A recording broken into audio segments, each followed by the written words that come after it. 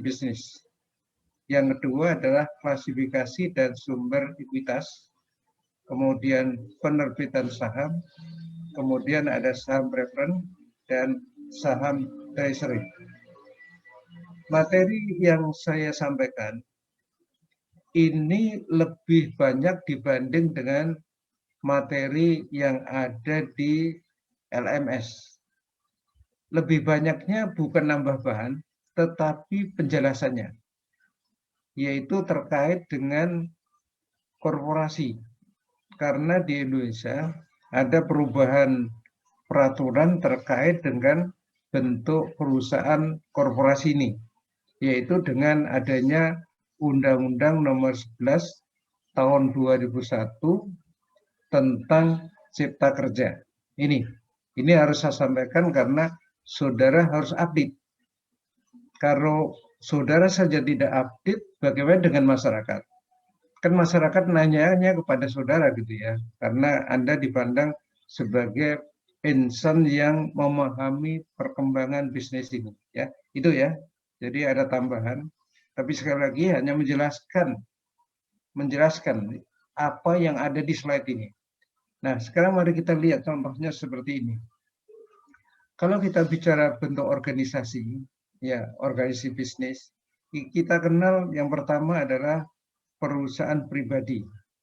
Ya, yang kedua adalah partnership atau persekutuan. Yang dalam ini masih ada dua bentuk, yaitu yang pertama adalah firma dan yang kedua adalah CV. Kalau firma itu semua anggotanya adalah anggota yang aktif. Sementara itu kalau CV yang singkatan dari Komanditer Beneskap itu ada satu atau beberapa anggota yang aktif, tapi juga ada yang pasif. Pasif artinya dia tidak ikut terlibat dalam pengelolaan perusahaan. Dia menyetorkan modal, kemudian dia tidak ikut terlibat dalam pengelolaan perusahaan. Ini yang partnership. Kemudian yang menjadi penekanan atau yang kita bahas hari ini adalah corporation atau dalam bahasa Indonesia disebut dengan korporasi. Nah, corporation atau korporasi atau di sini juga sering disebut dengan bentuk perseroan itu terpengaruh oleh corporate law. Corporate law ya, corporate law itu apa? Mari kita lihat ini penjelasannya. Corporate law itu adalah law, rules dan regulation ya. Jadi bisa undang-undang, bisa peraturan pemerintah, bisa peraturan menteri yang berhubungan dengan atau yang cocok untuk korporasi. Ya, seperti itu. Jadi nanti kalau kita berbicara korporasi atau perseroan terbatas, nanti ada perseroan yang lain, itu kita bisa melihat pada undang-undang, kemudian peraturan pemerintah, serta peraturan menteri yang relevan dengan itu. Ya, nanti kita coba. Kemudian yang kedua, corporate atau PT itu didirikan dengan akte pendirian yang biasanya disebut dengan Article of Incorporation.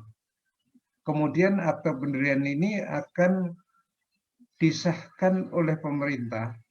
Dalam hal ini adalah Menteri Hukum dan HAM. Nah, itu ya, itu yang dimaksud dengan corporate law. Kita kembali. Ya, jadi nanti kalau saudara melihat slide saya, Anda bisa klik ini untuk melihat penjelasannya.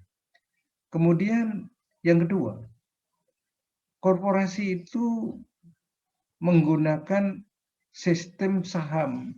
Ya, artinya dalam beberapa hal, besarnya saham yang dimiliki oleh seseorang itu mempengaruhi berbagai hal. Misalkan yang pertama, ya, share proportionally in profit and losses.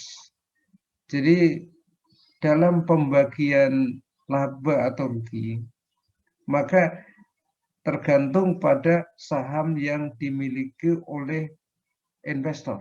Ya, kalau misalkan saudara adalah investor PT ABC misalkan, maka pembagian laba yang diberikan kepada saudara ya tergantung pada saham yang Anda miliki, yaitu ya besar kecilnya. Nah, sebagai contoh mari kita lihat ini. Jadi perusahaan itu akan memberi bagian keuntungan kepada pemegang saham yang lazim disebut dividen. Dividen ini besarnya sesuai dengan persentase kepemilikan saham di perusahaan tersebut. Jadi kalau persentasenya besar, ya Anda akan dapat bagian besar. Itu maksudnya. Kemudian yang kedua adalah dalam hal ikut serta dalam memanage perusahaan. Nih, manajemen. Jadi pemegang saham itu punya hak untuk ikut mengelola perusahaan tetapi melalui RUPS gitu ya. Pada waktu melakukan RUPS ya dilakukan RUPS banyak hal yang dilakukan misalkan menunjuk direksi ya, menunjuk dewan komisaris. Nah, ketika berbicara di RUPS itu diwakili dengan suara ya, ada suara. Semakin banyak seseorang atau investor memiliki saham, maka dia punya suara yang banyak.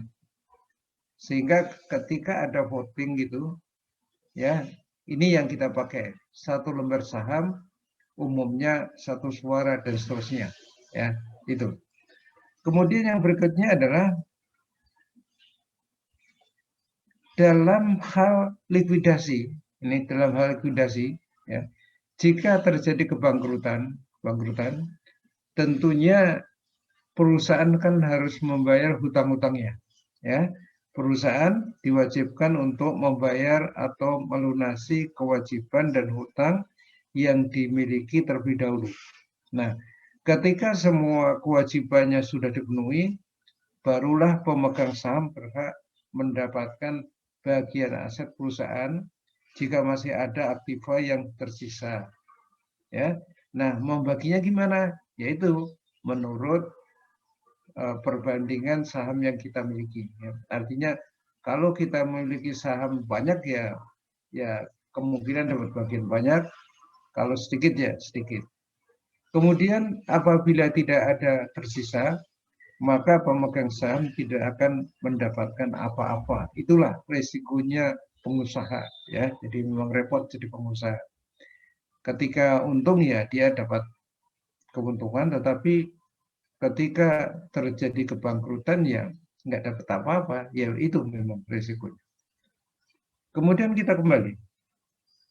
Yang berikutnya adalah preemptive right, yaitu hak ya, ini preemptive right itu adalah hak yang dimiliki oleh pemegang saham untuk bisa membeli saham ketika perusahaannya menerbitkan saham baru. Ya, di sini dikatakan di Undang-Undang Nomor 40 Tahun 2007 tentang perseroan terbatas, nih, itu seluruh saham yang dikeluarkan untuk penambahan modal harus terlebih dahulu ditawarkan kepada pemegang saham yang seimbang dengan kepemilikan saham untuk klasifikasi saham yang sama. Ini yang disebut dengan hak preemptif. Jadi pemegang saham itu wajib ditawari dulu ya. You mau beli saham lagi enggak? Perusahaan ini mau menerbitkan saham baru. Gitu ya, nih. Kemudian untuk perusahaan publik juga sudah diatur di peraturan Bapepam ya, yaitu tentang hak memesan efek terlebih dahulu. Jadi ini diberikan kepada para pemegang saham yang sudah ada. Kemudian yang dimaksud ini penambahan modal seperti yang di sini ini adalah baik itu modal ditempatkan atau modal dasar. Jadi kalau modal dasar itu modal yang tercantum di dalam akte pendirian itu bisa ditambah ya. sebaliknya juga bisa dikurangi. Ya. Kemudian yang kedua adalah hak ini lahir, ya, lahir secara otomatis. Kenapa? Karena di Undang-Undang PT itu dinyatakan kata-kata harus. Kemudian berikutnya adalah penawaran secara proporsional dengan persentase dan klasifikasi saham. Jadi kalau kita memiliki 1% ya mungkin kita hanya bisa beli 1% dari saham baru yang diterbitkan. Kemudian saham dengan klasifikasi saham baru, ya. Bagaimana kalau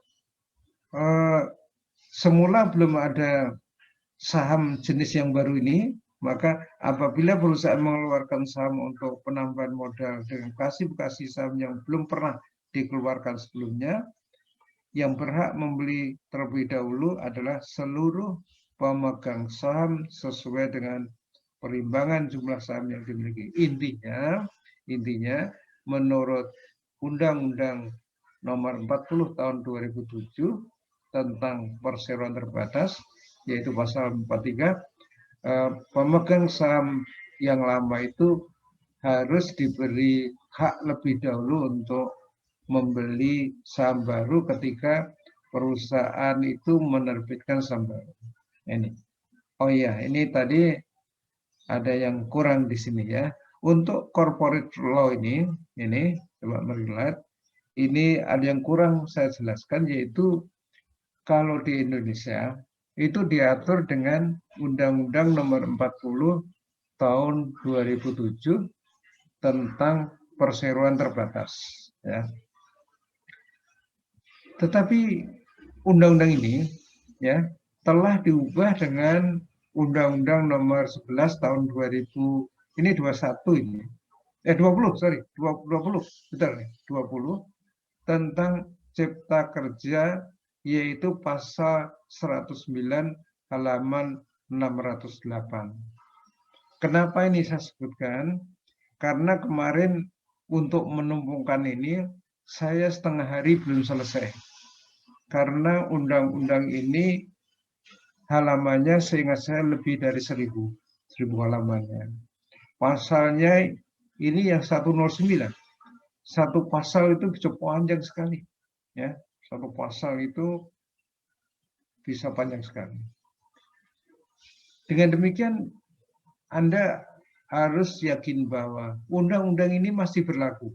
Ya, undang-undang ini masih berlaku. Jangan salah memberi pernyataan bahwa Undang-Undang Nomor 40 tidak berlaku. Undang-undang ini masih berlaku, hanya ada sebagian pasal yang diubah dengan Undang-Undang Nomor 11 Tahun 2020. Kalau peraturan pemerintahnya keluar tahun 2021, ya saya tadi bicaranya itu maksudnya. Oke. Terus Undang-Undang 40 2007 itu yang diubah adalah pasal 1, pasal 7, pasal 32, terus 153 dan ada tambahan pasal 153A, B sampai G. Ya. Perlu diketahui kenapa undang-undang ini disebut dengan Omnibus Law, karena undang-undang ini merubah dan ada menambah banyak undang-undang, ya. Ini saja pasal 109, ya. Ini satu undang-undang. Umumnya perubahan satu undang-undang itu disebutkan sekitar dua pasal. Berarti berapa undang-undang yang diubah? Itu yang disebut dengan ini, ya. Oke. Undang-undang Cipta Kerja itu adalah satu gerbong gitu ya. Ya, oke. Nah, di mana nih? Ini yang penting. Ini yang penting, lupa saya tadi menjelaskan ya. Bahwa perseroan terbatas yang selanjutnya disebut perseroan adalah badan hukum yang merupakan persekutuan modal. Ini yang pertama. Tolong perhatian ke yang tulisan merah. Persekutuan modal. Itu yang pertama itu. Didirikan berdasarkan perjanjian melakukan kegiatan usaha dengan modal dasar yang seluruhnya terbagi dalam saham. Itu baru satu jenis.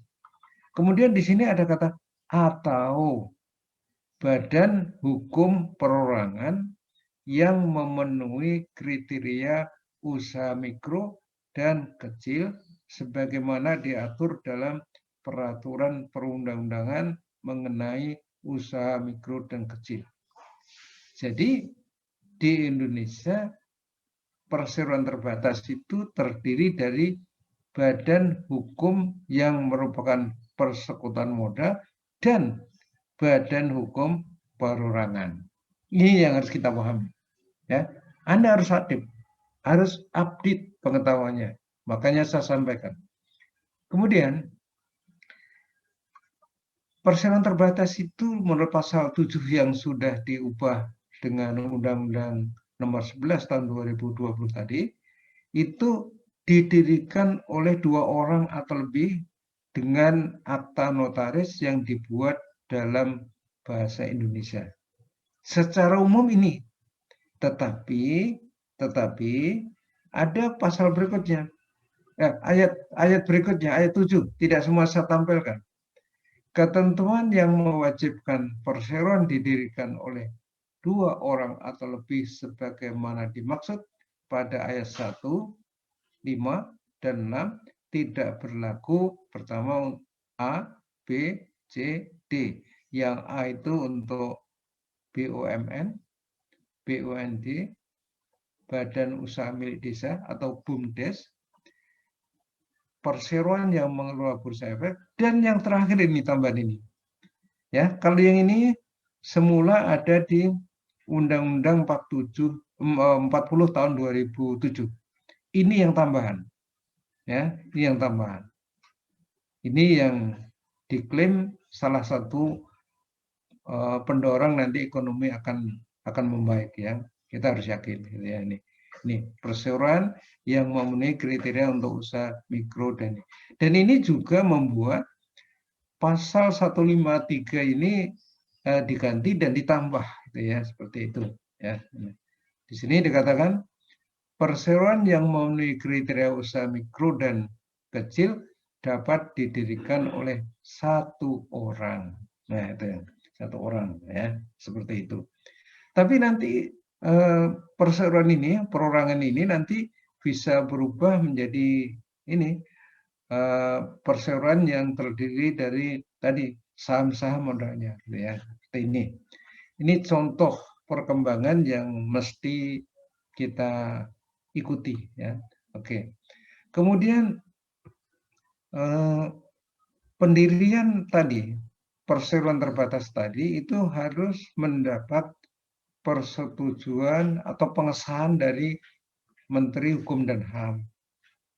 Kalau tidak dapat pengesahan, maka ingat ya, itu tanggung jawabnya nanti tidak seperti PT menjadi tanggung jawab pengurus kalau dan pendiri ya. Semua tindakannya tidak diakui sebagai tindakan PT. Kalau PT kan memang seperti yang sudah kita pelajari waktu pengantar akuntansi 2, tanggung jawab pemilik dan seterusnya itu kan terbatas ya. Tapi kalau tidak mendapat pengesahan nanti bisa berakibat hukum seperti yang saya katakan tadi. Oke. Kemudian begini, berikutnya adalah ini terkait dengan modal. Ya. Besarnya modal yaitu modal dasar, modal ditempatkan dan modal store ini harus dilaporkan ke Kementerian Hukum dan HAM-nya. Dan ini akan tercantum di dalam anggaran dasar. Karena anggaran dasar itu diikut sertakan pada waktu mengajukan pengesahan PT, tentu ini ada. Ya ini ada. Itulah sebabnya kalau Anda teliti dengan cermat, akuntansi untuk perusahaan PT ini sedikit agak berbeda dengan akuntansi untuk perusahaan perorangan. Di sini karena anggaran dasar itu memuat modal dasarnya berapa, modal ditempatkan berapa dan di-store berapa. Kalau modal dasar ini nanti berubah, ya, maka harus dituangkan dalam anggaran dasar. Maka ada perubahan anggaran dasar, itu memang begitu, ya. Gitu.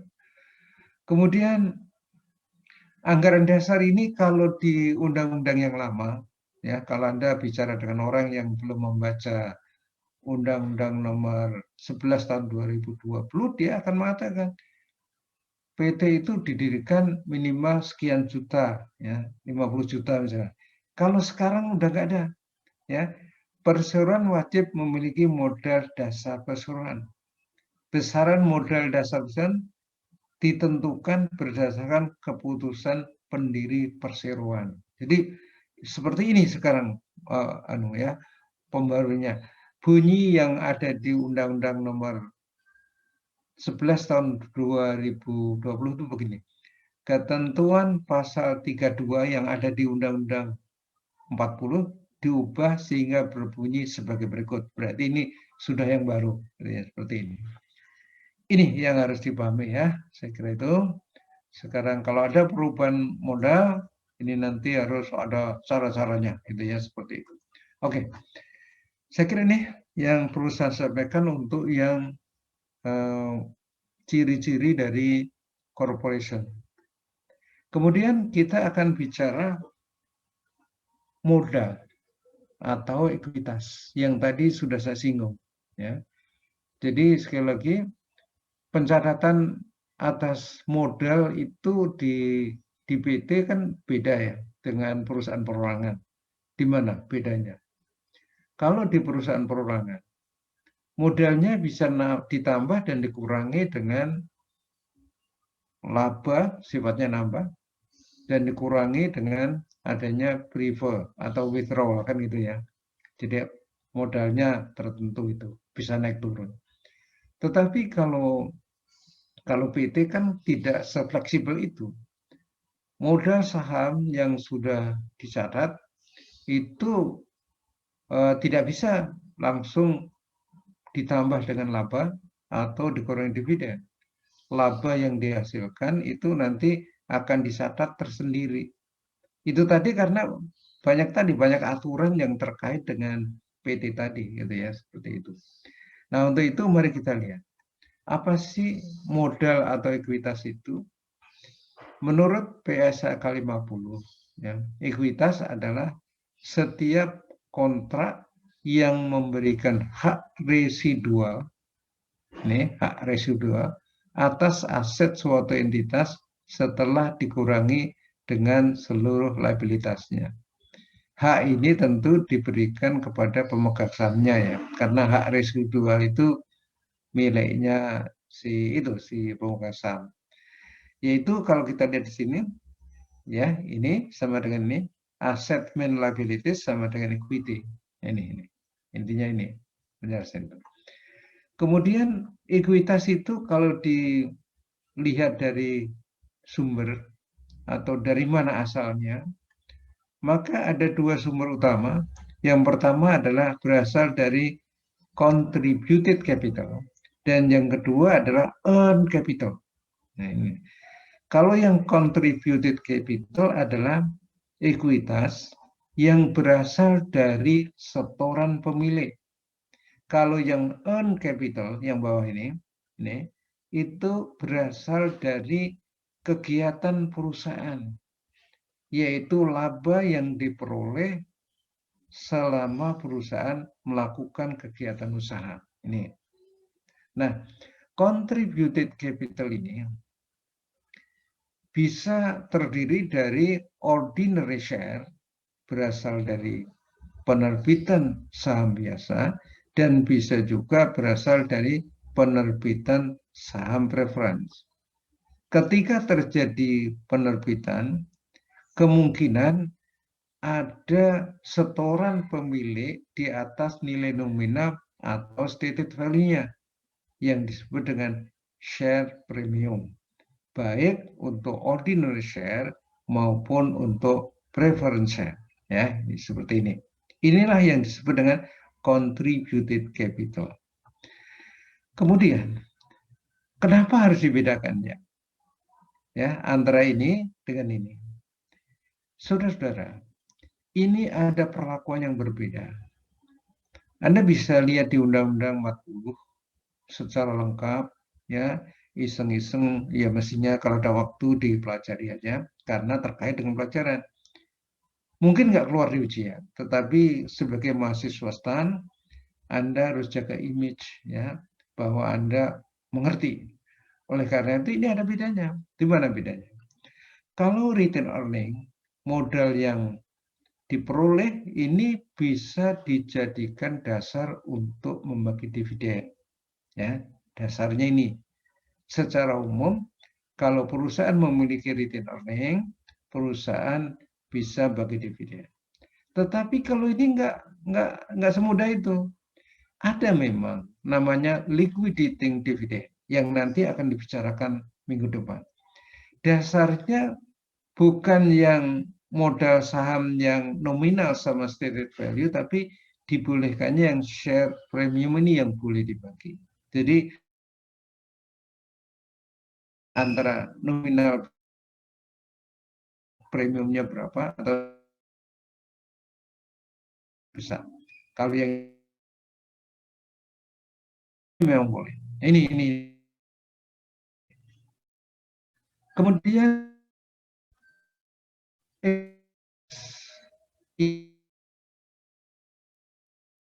komponen tertentu yang akan dilaporkan di laporan neraca atau laporan posisi keuangan.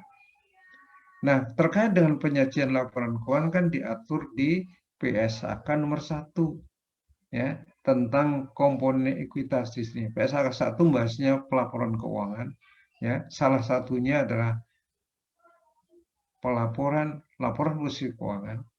Nah, di sini komponen dari ekuitas adalah ekuitas yang dapat diatribusikan kepada pemilik Indasindo itu meliputi modal saham, kemudian ada lagi tambahan modal di store atau premium ini tadi, yang merupakan selisih nominal dan harga transaksi. Kemudian ada lagi transaksi kombinasi bisnis entitas sepengendali. Untuk yang ini nanti akan dipelajari di semester 5, berarti semester depan. Termasuk yang ini, yang kedua, komponen ekuitas lainnya ada OCI, ada selisih transaksi yang tidak menyebabkan hilangnya pengendalian.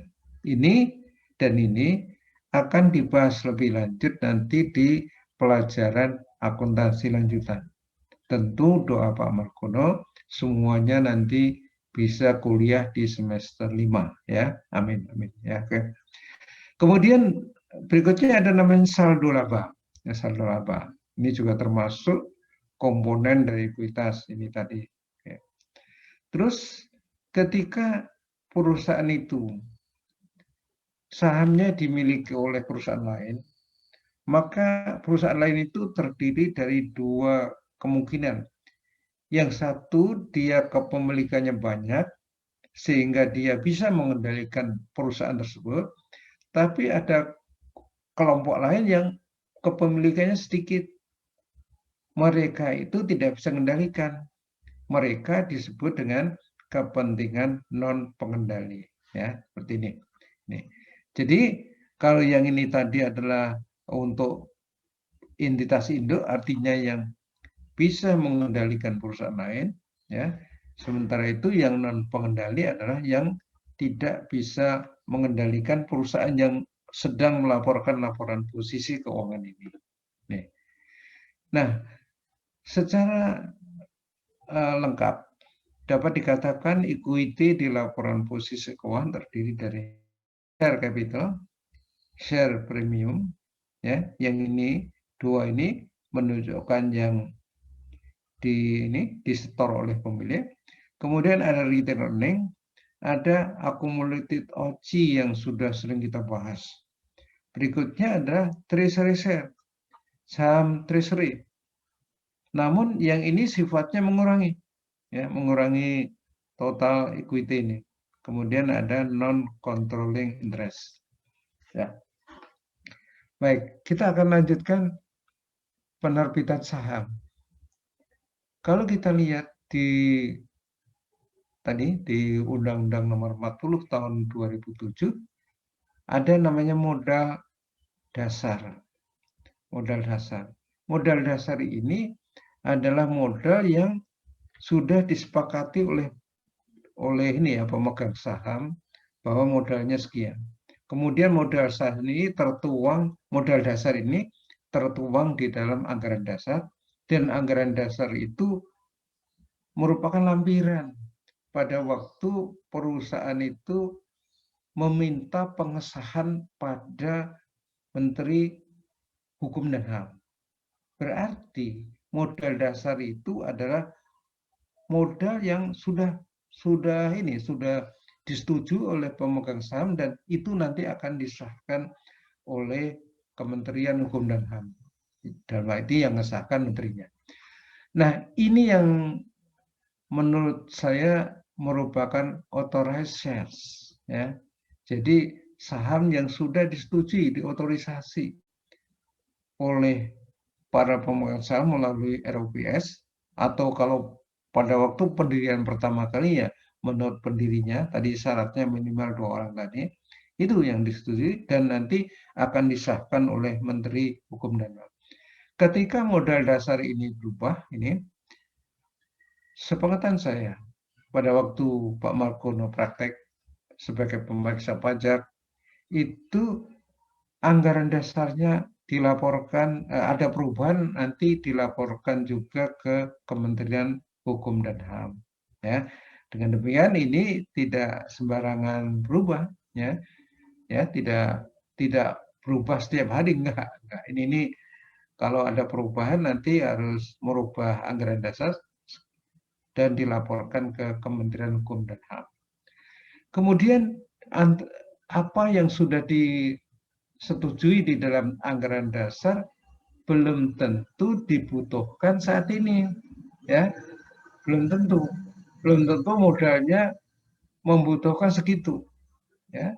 Di anggaran dasar misalkan menetapkan modalnya katakanlah 1 triliun, itu belum tentu sudah dibutuhkan pada saat didirikan. Oleh karena itu di dalam pendirian juga disebutkan bahwa yang ditempatkan, istilahnya begitu, itu belum tentu sama dengan ini, ya, bisa lebih kurang. Tapi tentu ini tidak akan melebihi ini, gitu ya. Oleh karena itu gambarnya lebih kecil. Ya, ini yang akan diisut, yang akan diterbitkan. Kemudian saham yang sudah diterbitkan itu juga ada yang bisa dibeli kembali, ya. Oleh karena itu, saham yang diterbitkan kan dia outstanding. Ketika ada yang outstanding, maka ada yang bisa dibeli kembali oleh perusahaan. Ada treasury. Oleh karena itu, yang outstanding itu bisa lebih kecil dari yang issued atau yang diterbitkan. Sehingga di bawahnya bisa sebagai contoh ini dulu, bahwa misalkan yang authorized-nya adalah 1 juta share. Kita bicaranya bukan rupiahnya, tapi sahamnya. 1 juta share. Tapi dari yang 1 juta authorized ini, itu yang diterbitkan 800. Berarti 200 belum terbit. Kenapa belum terbit? Ya mungkin belum dibutuhkan. Ya kan gitu, ya. Kalau memang belum dibutuhkan, misalkan kegiatan usahanya belum sesuai yang rencana awal, ya memang tahapnya begitu, gitu ya, tahapnya begitu. Ternyata masih ada 200.000 yang unissued. Berarti yang issued berapa nih? Ya, 800, yang unissued 200, berarti totalnya adalah 1 juta ini. Kemudian yang 800 ini yang sudah issued dan berarti outstanding bisa aja dibeli kembali menjadi treasury share. Maka yang 800 ini yang outstanding tinggal 700 dan yang disimpan perusahaan 100.000. Dengan demikian dapat dikatakan authorized share sama dengan issued share ditambah unissued share, dan issued share sama dengan outstanding share ditambah treasury share. Udah, ini betul nih, ya. Oke. Kemudian mari kita lihat penerbitan saham dengan nilai par. Ya. Apa itu nilai par? Nilai par adalah nilai yang melekat pada saham saat penerbitan. Saya tidak berani mengatakan yang ditulis, ya, tapi melekat. Ya, ini benar, ini apa yang ditulis oleh kelompok dosen ini yang melekat. Kenapa? Karena zaman sekarang saham yang dijual di bursa itu belum tentu dicetak, ya, belum tentu dicetak, ya.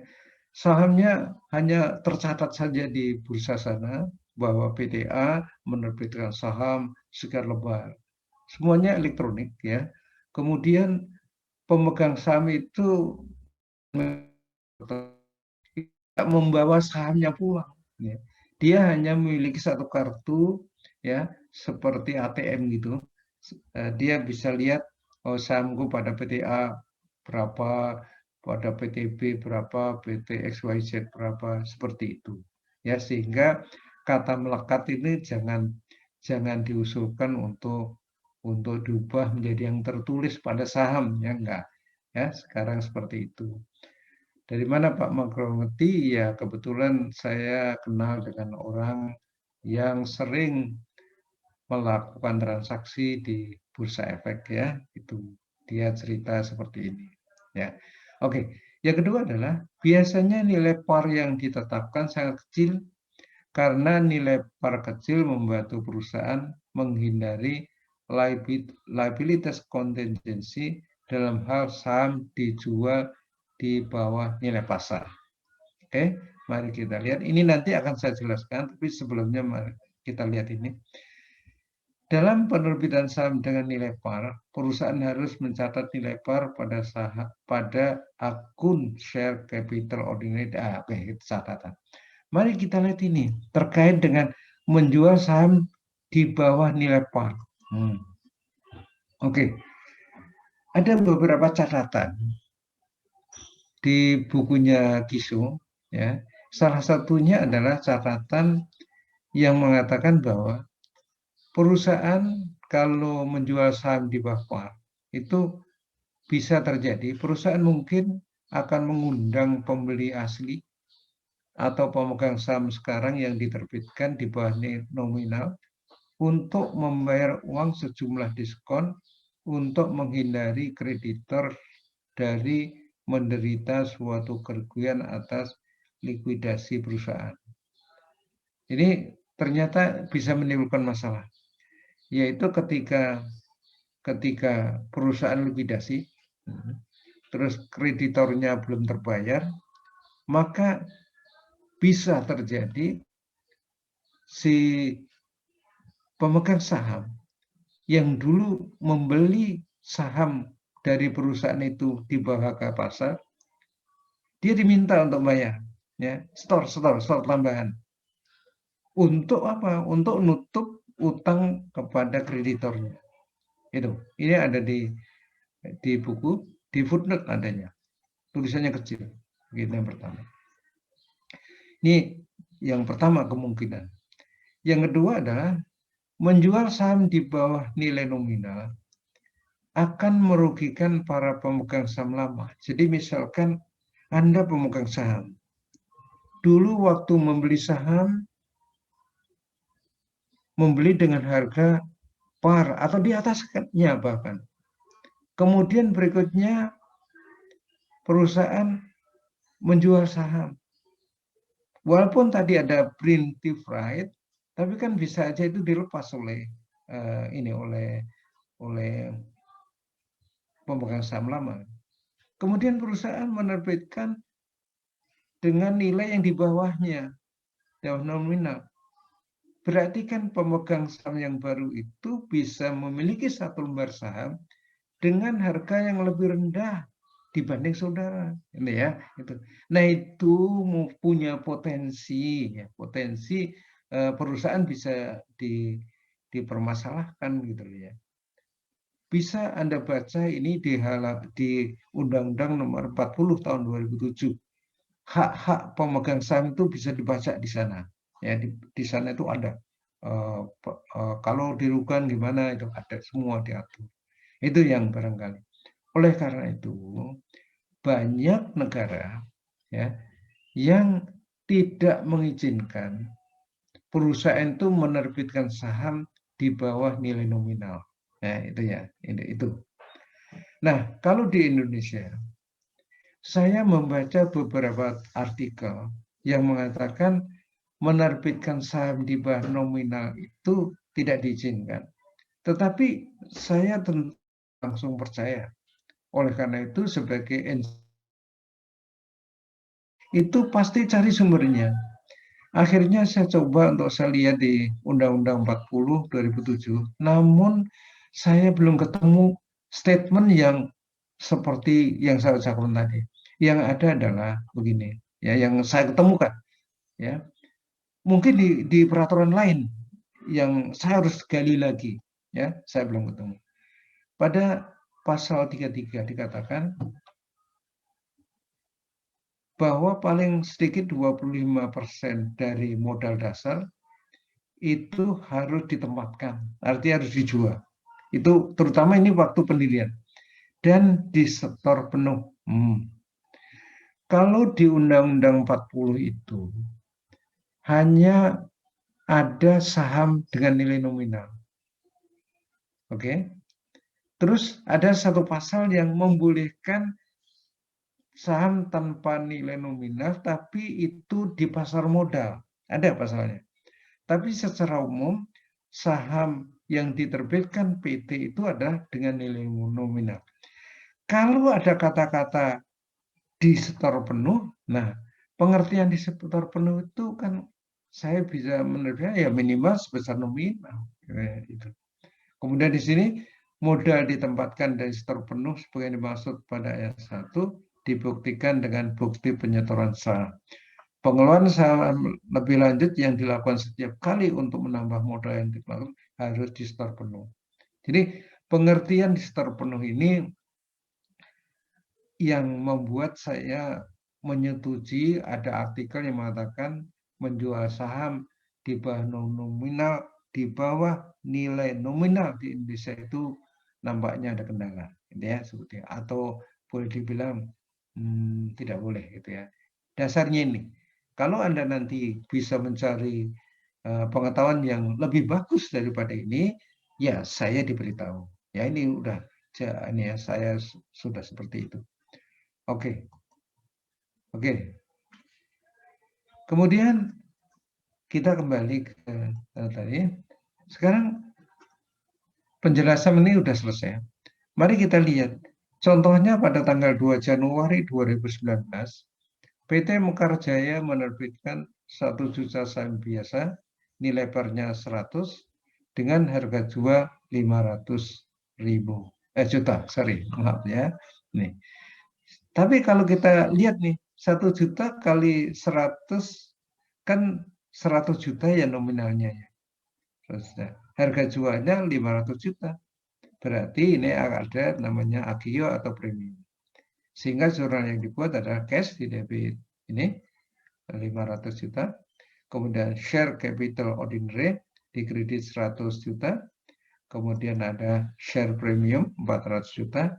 100 juta tadi sudah saya jelaskan berasal dari 1 juta ini dikali 100 ini. Ya, seperti itu. Kemudian bagaimana dengan saham tanpa nilai par? Ya, sekali lagi di Indonesia untuk yang secara umum semua saham ada nilai nominal. Ya. Sampai berita yang saya terima kemarin gitu ya, saya cari di internet, kebetulan teman saya adalah direkturnya Bursa Efek Indonesia itu ya, itu teman satu kelas dulu ya, pinter memang, lulusan Oxford ya, bagus sekali itu ya, dia ketua Bursa Efek Indonesia mengatakan bahwa sampai saat ini di Indonesia belum pernah ada saham tanpa nilai nominal ya. Ini bisa Anda search di ini. Hal-hal kayak gini penting ya. penting ya. Kalau hitung-hitungan saya yakin nanti mahasiswa langsung. Kayak hal-hal kayak gini penting karena jangan sampai nanti saudara diskusi dengan lulusan perguruan tinggi lain, saudara nggak update ya seperti ini ya. Sekali-sekali dibuka ya. Nah tugas saya lah ini ya membuat Anda harus terpacu untuk melihat. Makanya saya cerita tadi, saya nyari di internet, itu kawan saya dan seterusnya. Ya, oke. Kita kembali. Namun walaupun di Indonesia sekarang belum ada, bukan berarti ini nggak perlu karena Ketua BEJ sendiri juga sudah mengatakan bahwa itu sudah di perubahan undang-undang pasar modal yang nanti itu akan dimasukkan yang ini yang saham tanpa nilai nominal. Ya, oke. Kenapa sih perusahaan perusahaan itu menerbitkan saham tanpa nilai nominal? Ada dua alasan yang disebutkan di dalam ini, di dalam slide ini. Tetapi Anda juga bisa membaca artikel. Ya, saya sudah ketemu artikelnya. Kemarin saya downloadnya. Ada alasan lain ini sebenarnya. Oke, yang pertama adalah tadi menghindari liabilities contingency. Kalau perusahaan tidak menerbitkan tanpa nilai nominal dan dia menerbitkan di bawah pari tadi ya, seperti tadi. Kemudian yang kedua adalah menghindari kerumitan pencatatan selisih antara par value dan fair market value. Saudara-saudara, sebelum saya lanjutkan, tolong dibayangkan bahwa menerbitkan saham itu sungguh rumit. Ya, suatu perusahaan itu kalau mau menerbitkan saham, harga sahamnya itu lakunya berapa? Itu penentuannya rumit ya. Artinya perlu pertimbangan yang sangat sangat akurat karena kelompok investor itu kan selalu memonitor perusahaan yang menerbitkan saham ini. Pasnya harganya berapa? Gitu ya. Tolong jangan punya kesimpulan bahwa harga saham itu mesti sama dengan nilai nominal. Enggak. Itu bukan.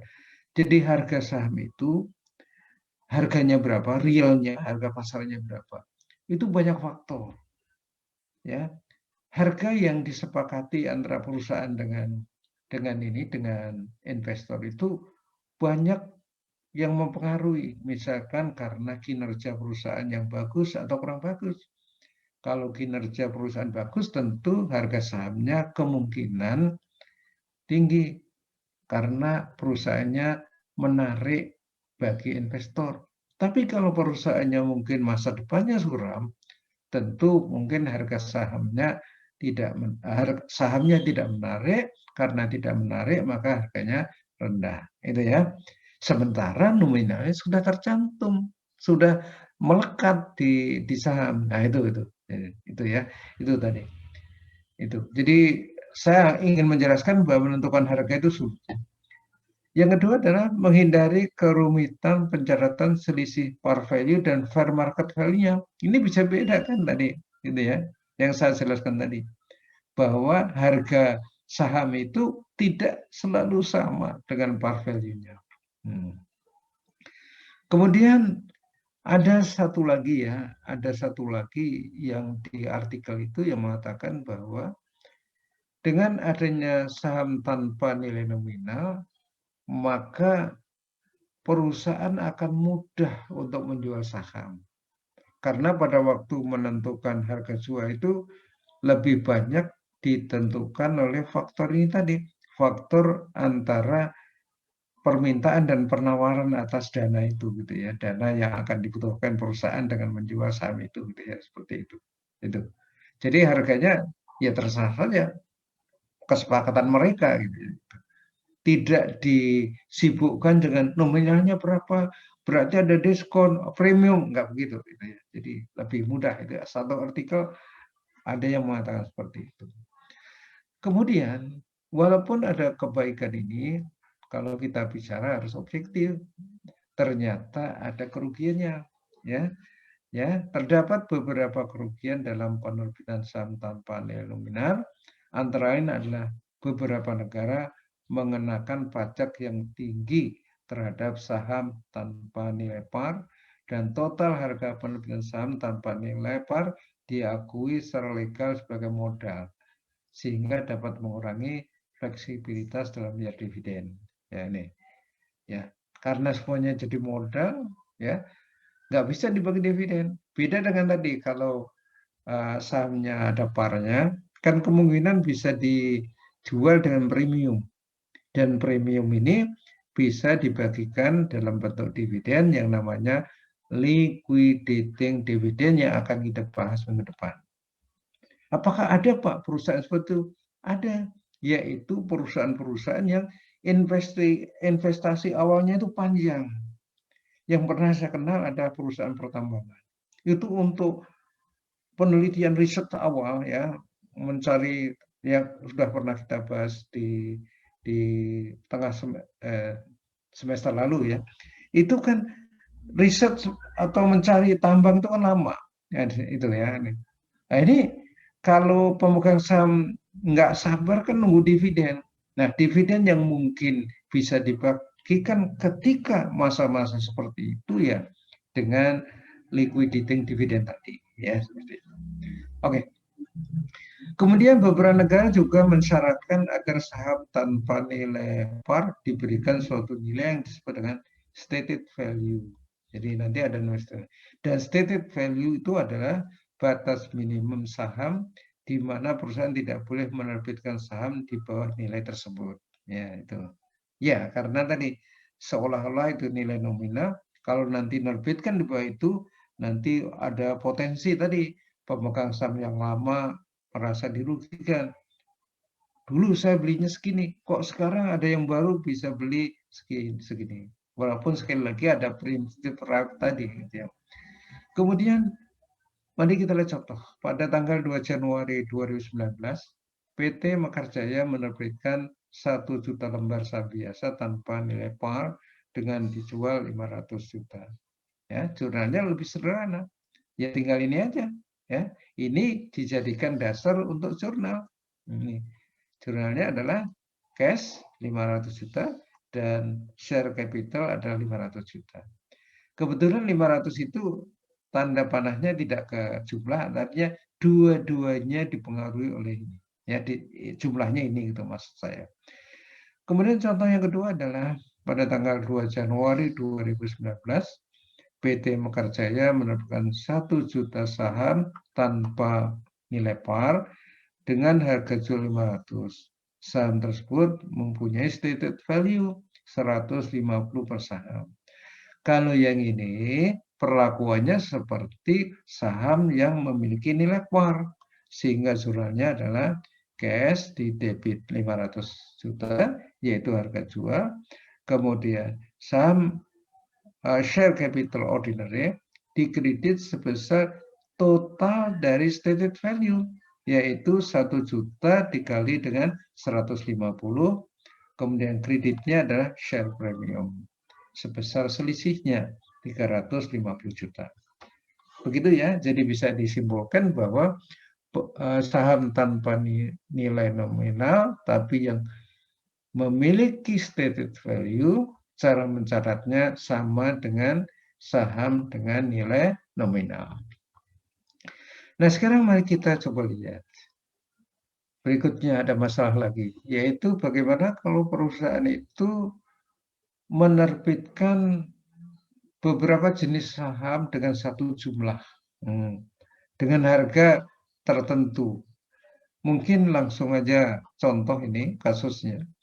Pada tanggal 4 Mei 2020, PT Mataram menerbitkan 2 juta lembar saham biasa. Ya, stated value-nya 100, fair value-nya 200. Dan 2 juta lembar saham preference.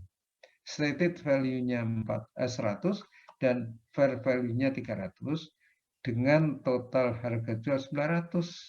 900 juta itu untuk dua jenis saham ini gitu ya. Di dalam contoh ini begitu maksudnya. Maka tentunya kan hak 900 100 juta ini harus dialokasikan ke saham biasa dan saham preferen. Ada dua metode di sini katakan. Ada dua metode yang digunakan, yaitu proportional method dan incremental method.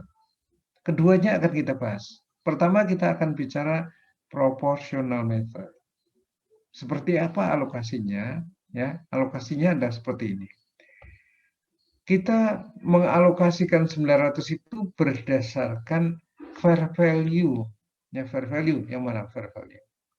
Yang ini yang 200 untuk yang saham biasa dan 300 untuk saham preferen. Ya. Dengan demikian mari kita lihat fair value saham biasa adalah 2 juta yang ini. Dikali 200 adalah 400 juta dan fair value saham preferen 2 juta yang ini. Saham preferen yang ini 2 juta dikali dengan 300 yang ini ya, seperti ini. Oke, itu. Totalnya adalah 600. Jadi fair value dari saham biasa ditambah fair value saham preferen adalah 1M. Ya, 400 juta ditambah 600, 1M. Nah, berdasarkan ini, saudara, nanti akan kita alokasikan. Ya, alokasikan 900 juta ini ke saham biasa dan saham preferen. Nih, ke sini nih. Caranya bagaimana? Perbandingan antara ini 4 dengan 6 ini ya, atau 400 dengan 600 juta ini. Sehingga di sini alokasi harga jual ke saham biasa adalah 400 juta dibagi 1M, 400 jutanya adalah ini sebagai pembilang penyebutnya ini, cuma nolnya dibuang 6. Dikali dengan 900 juta ini hasilnya adalah 360 juta. Sementara itu alokasi harga jual ke saham preferen itu ada 600 ini, total ini 600 juta dibagi 1M, nolnya dibuang 6, dikali 900 juta hasilnya 540 juta. Kalau ini ditambah ini karena ini alokasi ya sama dengan 900 juta ini gitu ya. Setelah itu baru dibuat jurnal. Nah, jurnalnya bagaimana? Jurnalnya adalah yang pertama adalah cash di debit ya sebesar 900 juta. Kemudian akun capital dan premium di kredit. Cuma kita harus hati-hati nilai 360 juta dan 540 juta ini kan harga fair value-nya. Sementara itu par value-nya harus kita tentukan. Mari kita lihat yang ini ya, yang 540 dulu. 540 ini. Ini akan kita masukkan ke preference share capital preference sebesar 200 juta. Dari mana 200? 200 itu adalah par value-nya. 2 juta dikali 100 yang mana? Yang 200 yang 100 ini yang mana? Yang preferen berarti yang preferen adalah yang ini. Ini ya ini. Oh, sorry.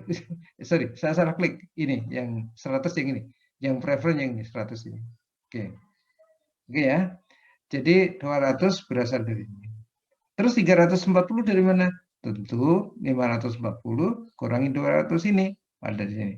540 kurangi 200. Nah, dengan cara yang sama, share capital yang 360.000 juga dialokasikan par value-nya ke share capital 200. 200 berarti 2 juta kali 100 dan 160 adalah 360 kurangi 200 ini. Gitu ya. Oke. Baik. Ini itu ada hitung-hitungannya. Sekarang cara yang kedua. Cara yang kedua, incremental method. Tentu ini digunakan ketika ada satu yang tidak ada fair value-nya. Misalkan ini, kalau saham biasa, fair value-nya 200 per lembar. Kalau yang diterbitkan 2 juta ya 200 kali 2 juta sama 400 juta. Sementara itu fair value saham preferen tidak diketahui. Ya. boleh dikatakan tidak diketahui itu yang lebih tepat lah ya. Ya tetap ada barangkali, tapi kita nggak mampu ini karena mungkin saham preferennya itu baru diterbitkan sekarang ini. Oke. Tidak diketahui atau tidak ada gitu ya. Nah, sehingga total fair value yang akan kita pakai untuk mengalokasikan ini ya adalah 400. Nah, kalau dengan metode incremental maka 900 juta itu pertama kali dialokasikan ke saham biasa, yaitu 400 sesuai dengan ini tadi, 400. Baru sisanya itu merupakan harga jual dari saham preferen. Dengan demikian cara menentukannya adalah 900 juta dikurangi 400 juta ini. Itu. Ini 400 juta, ini yang salah ini, masih salah ini ya. Ini nanti saya diingatkan ya. Tolong dicatat ini slide nomor berapa yang salah ya. Mudah-mudahan nggak ngantuk semua nih ya. 400 juta. Itu hasilnya adalah 500 juta. Jurnalnya sama dengan tadi ya. Yang pertama, mari kita lihat cash-nya di debit ya, 900 juta karena memang kita nerima uang 900 juta. Yang kedua adalah share capital yang preference. Ini nilai nominalnya. Tadi sudah ada cara menghitungnya. Kemudian share premium ya dari preference 300 yaitu 500 kurang 200. Kalau yang 200 kan berasal dari unit saham yang dijual diterbitkan kali fair value-nya berapa gitu ya. Nominalnya berapa? Ya, yang 200. Tadi kan 200 ini berasal dari 2 juta dikali 100 kali 100 satu lembarnya. Oke.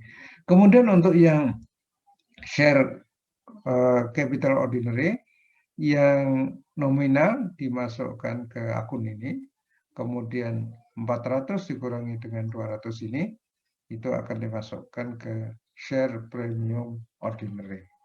Ya, seperti ini. Udah ngantuk belum? Semua ngantuk ya? Semua ngantuk ya? Iya, iya. Ngantuk juga nggak apa-apa, itu wajar aja. Saya monoton sekali. Saya mau bercanda jadi nggak enak ya. Saya sekarang mengurangi bercanda karena kalau dulu saya itu dosen yang suka ngelawak gitu ya. Cuma tak pikir-pikir nanti materinya nggak nyampe malah. Sehingga ini nyambung aja. Ya, begitu ya. Mohon maaf. Anda yang sambil minum kopi atau minum apa? Sorry, lagi puasa ya. Ya nggak puasa ya silakan aja, nggak apa-apa. Gitu ya. Apa terserah lah ya. Oke ya, untuk menghindari ngantuk sambil gerak-gerak dulu juga nggak apa-apa. Geleng-geleng kepala. Mungkin geleng-gelengnya karena tahu atau tidak tahu atau manggut-manggut biar nggak ngantuk gitu ya. Oke, kita lanjut ya.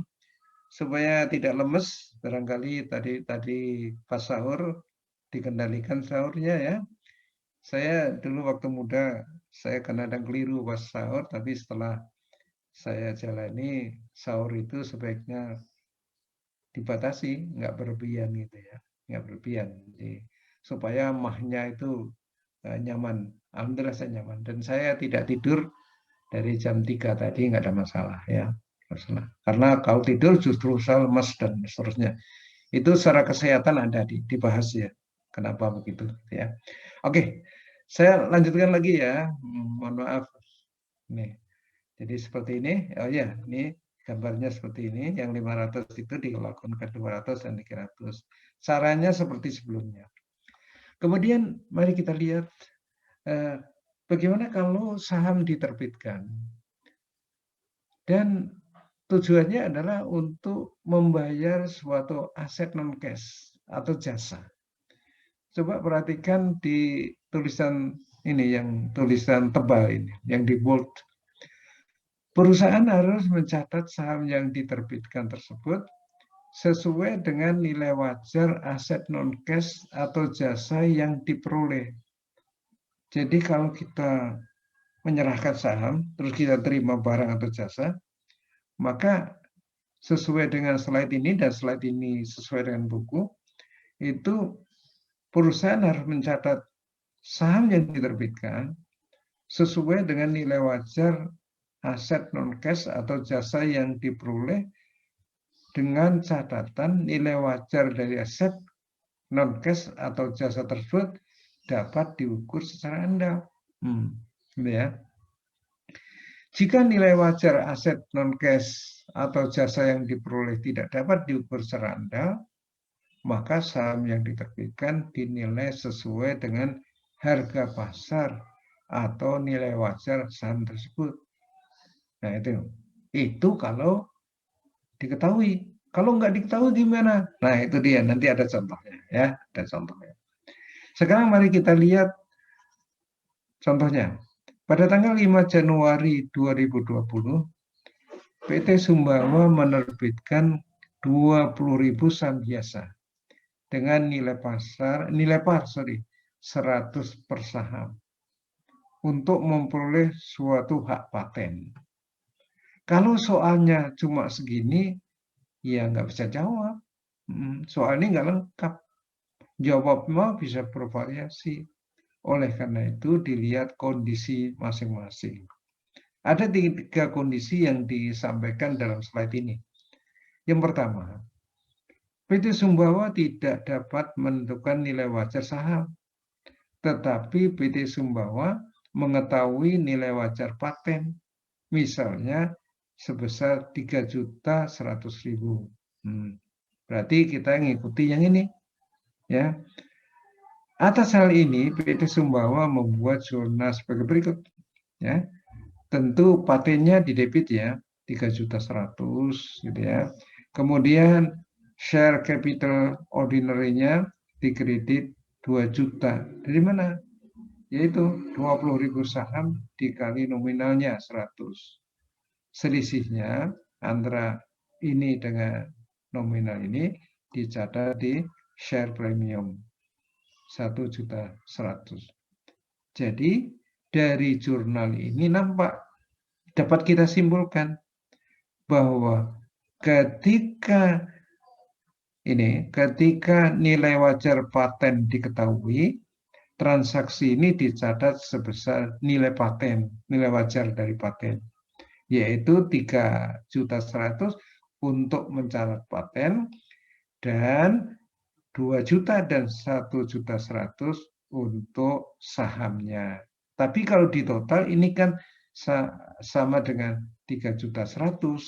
Berarti dalam transaksi ini saham dinilai sebesar 3.100.000 gitu ya. Oke. Kemudian bagaimana dengan kondisi kedua? Jika tidak bisa menentukan nilai wajar paten, tetapi PT Sumbawa mengetahui nilai wajar saham yang diterbitkan misalnya sebesar 3 juta. Sekali lagi, 3 juta ini kita pakai dasar untuk mencatat harga paten, dan 3 juta ini akan kita catat sebagai harga jual, ya kira-kira gitu, dari saham yang kita serahkan. Sehingga jurnal yang dibuat adalah paten di debit 3 juta ini, terus capitalnya juga dikredit ini, tetapi dipecah jadi 2, yaitu share capital 2 juta dan premiumnya 1 juta. Kalau di total 3 juta. Gitu ya ini. Nah sekarang bagaimana dengan kondisi ketiga?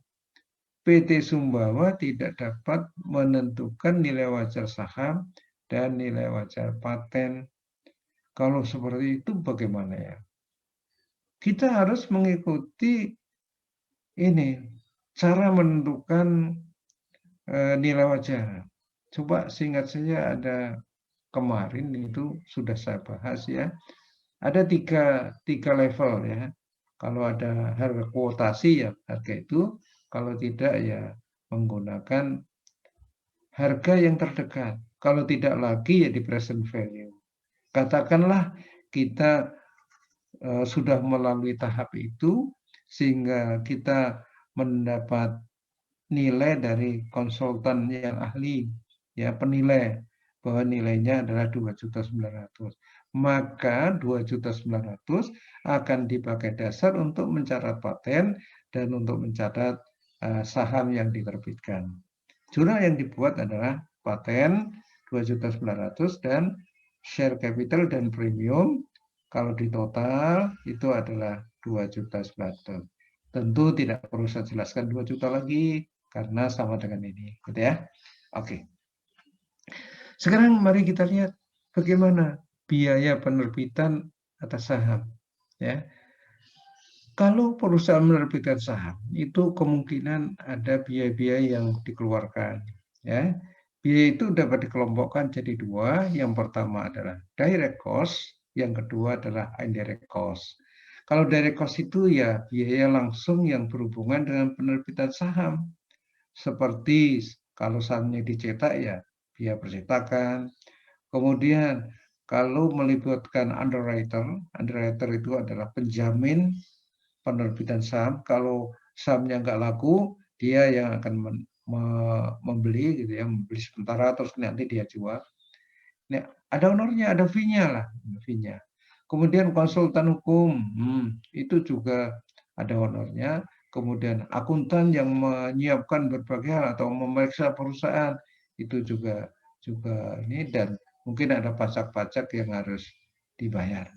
Semuanya ini, biaya-biaya langsung seperti ini, mengurangi jumlah kas yang diterima, ya kreditnya cash jelas maksudnya, dan di sisi lain mengurangi share premium, ya share premium ini. Kemudian kalau indirect cost, ya misalkan biaya yang berhubungan dengan gaji manajemen itu dicatat sebagai expense atau beban sehingga langsung dilaporkan di income statement. Mari kita lihat contoh. Pada tanggal 1 Januari 2020, PT Tahta menerbitkan 1 juta saham biasa dengan harga jual 1.500 per saham. Nah, diketahui nilai par dari saham tersebut 500 per lembar. Dalam penerbitan tersebut, PT Tahta membayar jasa underwriter dan konsultan hukum sebesar 50 juta. Oke. Atas transaksi tersebut akan dibuat jurnal ya. Yang pertama adalah harga jualnya dulu. Ya. Harga jualnya kan 500 kali 1 juta. Jadi 1.500.000.000. Kemudian karena par value-nya 500, maka share capital-nya dikredit 500 juta. Dari mana? 500 kali 1 juta. Kemudian selisihnya antara ini dengan ini yang par value-nya itu dicatat sebagai share premium. Gitu ya. Ini untuk yang ini yang penjualan. Kemudian bagaimana dengan penerbitan dengan biaya penerbitan. Biaya penerbitan ya dikeluarkan beda, maksud saya gini. Ini transaksinya beda sehingga dibuat jurnalnya ya 2 kali. Ini adalah penjualan saham, kalau ini membayar biaya penerbitan.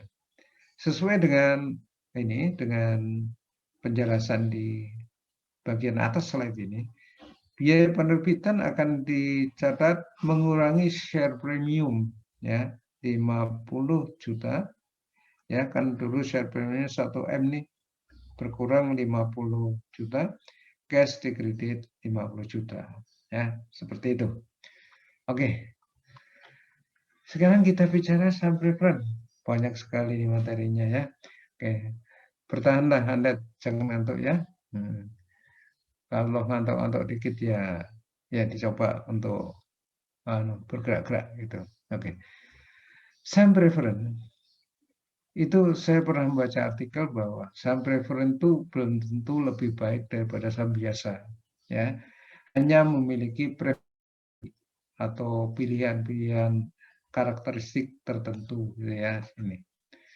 Ciri khusus dari saham preference adalah yang pertama mempunyai hak lebih dulu atas dividen. Umumnya seperti ini ya salah satunya. Kemudian bisa juga mempunyai hak lebih dulu atas pembagian aset pada saat likuidasi. Ini juga. Kemudian bisa saja dapat dikonversi menjadi saham biasa. Kemudian dapat ditarik kembali oleh perusahaan dan tidak memiliki hak suara dalam manajemen perusahaan. Nah, ini tidak punya hak suara karena begitu.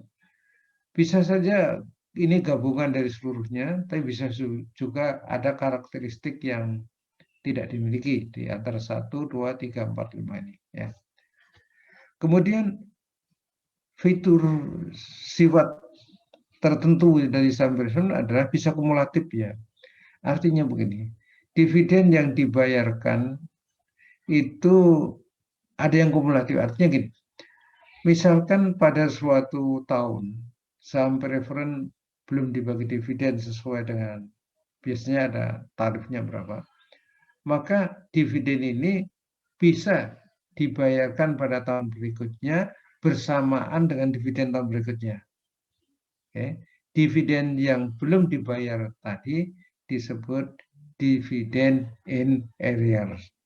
Ya, semuanya diatur di anggaran dasarnya. Ya, kumulatifnya berapa tahun dan seterusnya itu ada di anggaran dasarnya. Kemudian yang kedua ada namanya sifat participating. Jadi kalau kita perhatikan pengantar akuntansi dulu, kalau misalkan perusahaan memiliki saham biasa dan saham preferred, pada waktu membagi dividen, pertama kali laba itu dikurangi dengan dividen untuk pemegang saham preferred. Ya, misalkan labanya yang dibagi adalah 100 juta, untuk pemegang saham preferred 10 juta misalkan, kan masih ada sisa. Sisanya kan 100 kurangi 10, 90 juta. Nah, kalau participating, pemegang saham preferred masih ikut dapat bagian untuk memperoleh yang 90 juta tadi. Entah berapa, masih ada. Itu participating. Kalau non-participating, yang 90 juta tadi menjadi haknya saham biasa seluruhnya. Itu. Kemudian berikutnya ada yang convertible. Kalau convertible itu artinya saham preferred itu bisa dikonversikan atau diganti dengan saham biasa. Kemudian berikutnya ada yang namanya callable, artinya sesuai dengan perjanjian, saham preferred itu bisa ditarik oleh perusahaan untuk dilunasi, ya, untuk dilunasi. Kalau convertible diganti dengan saham. Kalau callable dilunasi, dibayar, gitu ya. Tentu sesuai dengan perjanjian. Kalau redeemable, inisiatif untuk dibayar itu datang dari pemegang saham. Kalau callable, inisiatifnya datang dari perusahaan. Sama-sama sahamnya bisa ditebur dua ini. Cuma kalau yang callable, inisiatif berasal dari perusahaan. Kalau yang redeemable, itu inisiatif berasal dari pemegang sahamnya. Oke. Baik, kalau dilihat dari sisi akuntansi sekarang, sama dengan saham biasa, ya. Sebagai contoh ini, saham biasa ya. Contohnya pada tanggal 1 Januari 2020, PT Nirwana menerbitkan 10.000 saham preferred dengan harga jual 25 per saham. Ini harga jualnya. Oke. Diketahui nilai parnya 20. Atas transaksi ini tentu dibuat jurnal, ya, sama. Kasnya berarti sebesar ini kali ini, ya, 250. Kemudian share capital dikredit, ya, 20 kali 10.000, 200.000, dan selisihnya masuk sebagai premium. Hanya saja di belakangnya itu ada kata-kata preference. Kenapa sih harus ada kata preference, nggak dicampur aja? Oh, itu ada ininya, ya. AQ itu nanti perlakuannya ya untuk yang preference ya untuk preference. Misalkan suatu saat dipakai dasar untuk bayar bagi dividen tadi, dividen likuidasi, ya tentu yang 50.000 ini lebih tepat kalau digunakan untuk membayar dividen likuidasi kepada para pemegang saham preferred. Itu mungkin yang menjadi alasan kenapa ini dipisah. Ya. Oke, memang saya belum baca buku, tapi dari logika saya seperti itu. Oke, sekarang kita bicara saham yang dibeli, ya, atau disebut dengan saham treasury. Satu hal yang perlu saya ingatkan, walaupun dulu Anda sudah lulus dari pengantar akuntansi 2, bahwa saham treasury itu bukan aset, ya, bukan aset, ya, bukan investasi. Jadi kalau perusahaan sudah pernah menerbitkan saham, kemudian saham yang sudah diterbitkan dibeli sendiri oleh perusahaan yang bersangkutan, maksudnya saham yang dibeli kembali itu bukan aset, bukan investasi. Karena secara konsep, mosok seseorang akan melakukan investasi pada dirinya sendiri, ya. Sehingga konsep yang lebih reasonable adalah ini adalah pengembalian modal, ya, pengembalian modal. Oke. Mari kita lihat. Sekarang apa tujuannya kok perusahaan itu membeli kembali saham yang pernah diterbitkan? Nah, ini yang pertama adalah untuk lebih mengefisienkan pajak pada saat pembagian kas kepada pemegang saham. Kita ketahui bahwa saham tersebut itu tidak mendapat bagian dividennya. Sehingga kalau banyak saham yang dibeli kembali, maka dividen yang dibayar juga tentu berkurang. Ya. Kemudian pada waktu membagi dividen itu ada kaitannya dengan perpajakan, pajak penghasilan dan sebagainya yang harus dipotong dari dividen itu, sehingga jumlah yang harus disetor jadi berkurang kalau ada saham yang dibeli kembali. Kemudian yang kedua adalah begini. Di dalam ini analisa laporan keuangan ada satu rasio yang disebut dengan earning per share. Ini rumusnya adalah earning, laba, ya, ada laba, dibagi dengan jumlah saham yang beredar. Coba sambil dioret-oret ya di kertas, ya. Laba dibagi dengan jumlah saham yang beredar. Nanti ada pelajaran sendiri yang membahas EPS ini ya, mungkin satu pertemuan gitu ya. Ya ini. Jadi laba dibagi jumlah saham yang beredar. Ketika saham yang beredar dibeli, berarti kan penyebutnya turun toh. Karena penyebutnya turun, maka EPS-nya akan naik. Gitu ya, seperti itu. Demikian juga dengan ada rasio satu lagi, yaitu return on equity. Jadi laba dibagi dengan modal. Nah, ketika modal saham ada yang dibeli, berarti penyebutnya turun. Kalau penyebutnya turun, maka rasionya, hasilnya akan naik. Ini dan ini merupakan ukuran. Ya, kalau EPS itu tinggi, tentu diharapkan oleh pemegang saham. Demikian juga dengan return on equity atau disebut ROI itu tinggi, itu juga diharapkan oleh ya pemegang saham juga. Ya, dan ini menunjukkan kinerja yang baik. Oleh karena itu, dengan saham treasury ini diyakini bahwa EPS-nya naik dan ROE-nya naik. Ya, oke. Kemudian yang ketiga adalah untuk memberikan saham kepada pegawai melalui program kompensasi pegawai. Misalkan ada pejabat perusahaan sudah bekerja di perusahaan beberapa sekian tahun, maka dia bisa diberi opsi untuk membeli saham perusahaan dengan harga mungkin dengan harga di bawah harga pasar. Ya. Dia diberi opsi karena dia telah bekerja. Sebenarnya diskonnya atau kortingnya atau pengurangan itu sebenarnya merupakan kompensasi karena dia bekerja. Ini beda dengan menjual di bawah pasar tadi, ini beda. Ya. Jadi dia diberi kesempatan beli dengan harga di bawah pasar, ya di bawah pasar, bukan di bawah pari ya, di bawah pasar, itu karena dia sudah bekerja. Jadi selisihnya itu sebenarnya dicatat sebagai salary expense, ada mekanismenya nanti. Ya, ini. Nah, untuk bisa memberi opsi kepada pegawai seperti itu, tentu harus punya saham. Saham perusahaan itu sendiri. Kalau kebetulan ada yang belum diterbitkan, bisa pakai itu. Nah, kalau itu sudah nggak ada lagi kan kita bisa beli dari bursa. Ya, di bursa kita beli, nanti kita tawarkan pada pegawai yang akan membeli opsi ini, ya, yang akan membeli saham dengan harga di bawahnya itu. Ya, sekali lagi ini beda dengan menjual saham di bawah pari, bukan. Ini bahkan di bawah pasar. Karena selisihnya itu dihitung sebagai gaji lah, kira-kira gitu.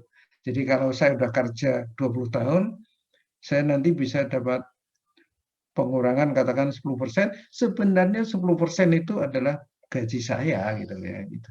Nah, itu nanti ada hitung-hitungannya. Kemudian yang D, untuk mencegah adanya pengambil alihan kepemilikan perusahaan atau untuk mengurangi jumlah pemegang saham. Nah, itu. Jadi saham itu kalau di bursa kan bisa kita beli ya. Nah, tujuannya bisa supaya jumlah pemegang sahamnya berkurang. Gitu. Ya, saya nggak mau cerita. Kenapa kok jumlah pemegang saham dikurangi? Itu banyak alasan ya, banyak alasan. Tapi itu salah satunya. Yang berikutnya adalah untuk menciptakan harga pasar saham. Kita tahu bahwa harga pasar saham itu kan ditentukan oleh mekanisme pasar juga antara perusahaan yang membutuhkan dana dengan investor. Ya, ini. Nah, ini. Jadi banyaknya saham yang beredar di masyarakat itu bisa ikut membantu untuk menentukan harga pasar perusahaan. Ya, harga pasar dari saham itu. Oke, kenapa begitu? Karena saham itu juga merupakan suatu komoditas kan gitu. Oke. Baik, yang kedua, saham treasury akan mengurangi jumlah ekuitas ya, karena bukan aset tadi. Di laporan posisi keuangan, dia tidak dilaporkan sebagai aset, tetapi sebagai pengurang ekuitas. Kemudian, pembelian kembali saham treasury dapat dicatat dengan dua metode, yaitu cost method dan par value method. Ya, nanti yang akan dibahas itu adalah yang cost method. Pada cost method, pembelian saham dicatat dengan mendebit akun treasury share sesuai dengan harga beli, dan jumlah ini dilaporkan di laporan posisi keuangan sebagai pengurang jumlah ekuitas perusahaan. Ya, betul. Kemudian adapun par value method, pembelian saham treasury dicatat dengan mendebit saham treasury sesuai dengan nilai parnya. Jadi seolah-olah udah dihapus ya, seperti itu. Dari modal saham terus ditransfer ke treasury share. Oke, sekarang mari kita lihat contoh. Misalkan pada tanggal 2016, PT Gembira menerbitkan 200.000 saham, nilai parnya 1.000 dengan harga jual 2.000 per lembar. Contoh ini memperlihatkan informasi waktu jual dulu, waktu nerbitkan dulu. Kemudian ini ceritanya seperti ini.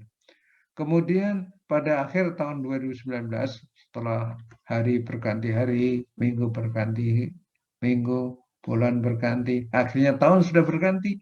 Di tahun 2019, PT Gembira mempunyai retained earning sebesar 300.000 di laporan keuangan ini di akhir tahun 2000. Ini kemudian tadi yang 200.000 kali 100 ini, kemudian harga jualnya kan 2.000 tadi, berarti AGO-nya atau premiumnya ini retained earning, sehingga total ekuitasnya adalah 700 juta. Oke. Kemudian pada tanggal 5 Januari 2020, PT Gembira membeli kembali 50.000 saham biasa dengan harga 2.200. Nah, ini dia. Jadi kalau metode cost, treasury share akan didebit sebesar 50.000 kali 2.200. Berapa itu? Nih, mari kita lihat. Itu adalah 50.000 kali 2.200, ya, itu adalah 110 juta. Kemudian kreditnya tentu cash, kan gitu ya. Setelah dibuat jurnal tentu diposting ke buku besar, ya, sehingga nanti akan tampak buku besarnya, yaitu treasury share bersaldo debit 110 juta. Rekening cashnya tidak kita tampakkan karena bukan fokus pembahasan pada pagi hari ini. Kemudian ini dilaporkannya di mana? Ya, treasury share itu dilaporkan sebagai pengurang. Coba lihat yang backgroundnya kuning ini, dilaporkan sebagai pengurang. Sehingga total equity-nya adalah menjadi 590, yaitu 700 tadi, ya, kurangi 110 ini. Itu ya, pelaporannya seperti itu. Oke. Kemudian bagaimana kalau ada penjualan? Ya, sekali lagi kita menggunakan cost method. Ya, nih. Kalau sering terjadi penjualan, ini ada background ini, background kuning ini. Dalam hal pembelian saham treasury dilakukan dalam beberapa kali transaksi. Maka pada saat penjualan, untuk menentukan nilai cost saham treasury yang dijual, perusahaan dapat menggunakan pendekatan FIFO, average, atau mungkin pendekatan lain, misalkan identifikasi khusus, misalkan. Bisa. Oke. Mari kita lihat. Contoh, pada tanggal 6 Februari, PT Gembira menjual 10.000 lembar saham yang kita bicarakan pada slide sebelumnya dengan harga saham treasury yang cost-nya 2.200 dengan harga 2.300. Harga jualnya lebih tinggi daripada cost. Tetapi perlu diingat bahwa transaksi ini bukan jual beli saham dalam arti bisnis, tapi ini adalah transaksi modal. Kalau kita menjual sama dengan kita mendapat setoran dari pembeli, ketika kita membeli sama dengan kita mengembalikan uang kas ke pemilik. Hanya saja pemiliknya beda. Ya, artinya pemegang sahamnya beda. Mungkin semula saya, terus saya jual ke perusahaan, berarti pas membelinya dari saya, tetapi penjualannya kembali mungkin pada saudara, ya. Tapi sama-sama saya dan saudara adalah pemilik. Oleh karena itu, ketika terjadi perbedaan antara harga jual dengan harga belinya, tidak selayaknya dicatat sebagai gain. Ini yang harus dipahami. Ini konsepnya, ilmunya di sini. Ya, oke. Ya, karena transaksi ini bukan transaksi bisnis, ini adalah transaksi terkait dengan penarikan modal dari pemilik dan pengembalian modal kepada pemilik. Walaupun sekali lagi pemiliknya beda tadi. Ya kalau di bursa mah pemiliknya nggak ada yang tetap. Hari ini yang memiliki PTA bisa aja saya 5 menit lagi saya jual. Terus besoknya si pemilik jual lagi. Ya seperti itu. Ya itu. Tapi sama-sama mereka ada pemilik gitu ya. Nah sekarang bagaimana jurnalnya? Jurnalnya adalah cash di debit ya, sebesar harga jualnya, yaitu 2.300.000 kali 10.000. Kemudian treasury share sebesar costnya, yaitu 2.200 kali 10.000. Selisihnya share premium treasury share. Ini. Kemudian bagaimana jika kemudian tanggal 10 Februari menjual lagi? Kan tadi belinya 50.000, ya. Ini 10.000 dijual di sini, terus jual lagi. Cuma harganya 2.100, di bawah harga, ya. Oke, tadi ini kita posting ya, yang ini tadi. Jadi akhirnya jurnalnya kita posting. Akhirnya ketemu ini. Sekarang bagaimana dengan transaksi 10 Februari? Pada tanggal 10 Februari, ini dijualnya di bawah cost. Tapi juga jangan dicatat sebagai loss. Ya. Nah, gimana kalau gitu? Maka ini akan mengurangi treasury share. ya, cashnya di debit 21, share premium ya 1 juta dan treasury share-nya di kredit. Kemudian diposting. Nah, dari sini share premiumnya habis nih, habis. No, karena habis ketika pada 13 Maret 2020 menjual dengan harga 20 ya mau nggak mau langsung mengurangi retain earning. Ini, ya. Sehingga jurnal yang dibuat adalah cash di debit, retain earning di debit 2 juta. Yaitu selisih antara harga jual 2.000 per unit atau per lembar dengan cost-nya tadi. Yang ini maksudnya 2.200. Ini 2 juta, treasury-nya di kredit sebesar 22 juta rupiah. Dikit lagi ya, mungkin 2 slide lagi. Oke, seperti ini. Jadi ini ya langsung ke retain earning karena tadi nggak bisa dilaporkan melalui laporan laba rugi, tidak bisa masuk expense atau gain atau loss, nggak bisa. Ya, itu. Kemudian setelah diposting nanti ya, maka treasury-nya masih ada sisa ini. Ini kan 66, ini 110 berarti masih sisa. Karena dijualnya 30, sementara tadi membelinya 50.000 lembar. Oke, ini ya, baik. Sekarang bagaimana kalau saham itu dihentikan? Artinya nggak dijual lagi, gitu lah. Unissued, gitu kira. Oke, ya nanti akan unissued lagi ya, betul. Nah, seperti itu. Nah, saham treasury yang dihentikan penerbitannya, dinonaktifkan, berstatus sebagai authorized dan unissued share, serta mengurangi jumlah saham yang diterbitkan. Oke, itu ya, ini intinya itu. Nah, misalkan begini, semula perusahaan ini membeli membeli ya. Ini penerbitan saham dulu. Memberi contohnya dari pas menerbitkan. 50 saham biasa, nilai nominal 100 dengan harga 250. Maka cashnya di debit 12.500, ya 12.500.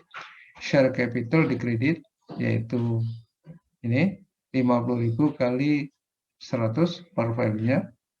Selisihnya dimasukkan ke premium. Seperti yang sudah kita bicarakan.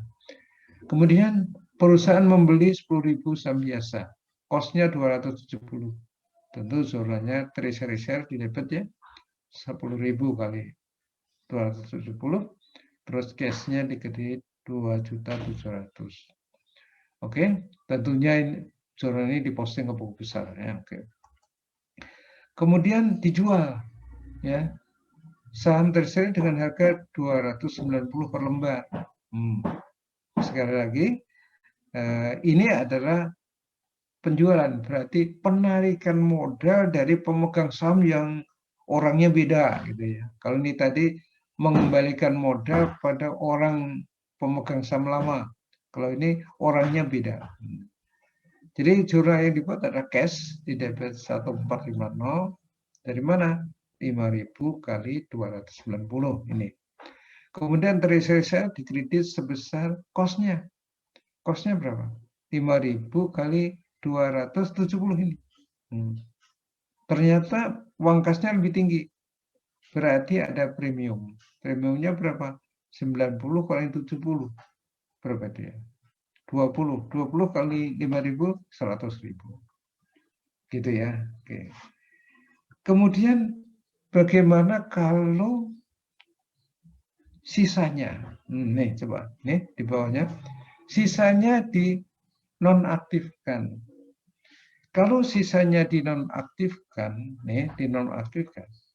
maka ini share capital yang dulu pernah muncul ketika menjual dan premium yang dulu pernah muncul ketika penjualan saham yang dinonaktifkan itu kita keluarkan dari dua rekening ini. Sehingga caranya, mari kita lihat. Share capital, ya, maksudnya yang ini, rekening ini, share capital ini, kita debit sebesar 5.000 unit, yang ini. dikali dengan nominalnya, nih 500.000. Kemudian yang kedua adalah share premium ordinary, ya. Yang mana nih? Coba ini lihat 150, ya, dikali dengan 5.000 ini 750.000. Oke. Ini adalah 1.250.000. Kemudian treasury-nya kan dibatalinnya, yaitu treasury yang tadi berapa? 2.700.000, ya, ini, dan sudah dikeluarkan 1.350, berarti masih 1.350.000, kita kredit. Oke. Selisihnya kemana nih? Nah, ini dia. Selisihnya antara ini kemana? Ketika sudah ada rekening share premium, ya dibebankan ke sini. Beban ke sini. Kalau belum ada gimana ya? Itu ya. Kalau belum ada. Apa laba atau rugi? Ya nggak bisa. Karena transaksi ini bukan transaksi bisnis. Ini adalah transaksi modal. Jadi kemungkinan besar yang kita lakukan adalah masukkan ke retained earning. Gitu. Kalau kebetulan ininya nggak ada, ya, dalam kondisi seperti ini. Tapi beda lagi dengan bagaimana kalau ininya lebih besar daripada ini. Kalau ini lebih besar pada ini, tentu yang dikredit adalah share premium treasury share, ya, share premium treasury share. Persoalannya kenapa kok harus dikeluarkan dari sini? Ini yang tidak dibahas ini ya. Logika yang ada di pikiran saya adalah karena ketika ada share capital, ada premium ini, ya, terutama premium ini adalah premium untuk saham yang masih beredar. Ketika ada yang dibatalin, ya premiumnya dikeluarkan dari sini, dicatat di rekening tersendiri. Kenapa? Ini nanti ada konsekuensi. Itu tadi, rekening premium yang ada di sini bisa dijadikan dasar untuk membagi liquidating dividen di masa yang akan datang untuk saham yang masih beredar ini, gitu loh ya. Oleh karena itu, kalau di sini ada yang sudah dibatalkan, dikeluarkan, dicatat di mana? Itu tadi bisa dicatat di share premium treasury share, ya, seperti itu. Jadi nanti dalam memberikan informasi jadi tepat, bisa dipakai untuk pengambilan keputusan pada waktu menentukan, misalkan membagi dividen, liquidating dividen tadi. Itu salah satu manfaatnya. Oke ya, itu ya. Nah, kalau di buku Kisu cuma diajari teknisnya doang. Oh ya, oke, ini tadi dari situ. Ini, oke, ini saya ambil dari Kisu, benar-benar Kisu gitu ya. Ini nggak lengkap, sekali lagi nggak lengkap nih. Ya, mari kita lihat. Anda nanti bisa lihat di ini, cek aja. Ini terakhir nih. For example, mari kita lihat dari sini. Saya baca aja semuanya biar tidak salah paham di antara kita. The board of director may approve the retirement of treasury share. This decision results in cancellation of the treasury share and reduction in number of issued share.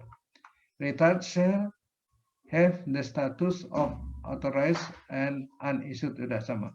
The accounting effect are similar to the sale of treasury share. Very similar, harusnya seperti waktu jual tadi. Except that corporation debit applicable equity account related to the retail share instead of cash. For example, if a corporation originally sell the share at par, it debit share capital ordinary from the par value of share. Ya, intinya sahamnya di debit, ya, modal saham di debit sebesar nominal. Kalau memang waktu penerbitan nominal. Nah, terus di sini, if a corporation originally sells the share at par, seperti itu, tetapi if originally sells the share at $3 above par value, nah, it is also debit share premium ordinary 3 tadi, gitu ya. Ini. Kemudian tidak dijelaskan oleh Kisu. Bagaimana kalau nilai tercatat treasury tidak sama dengan yang ini, jumlah ini gimana? Gitu ya, gimana?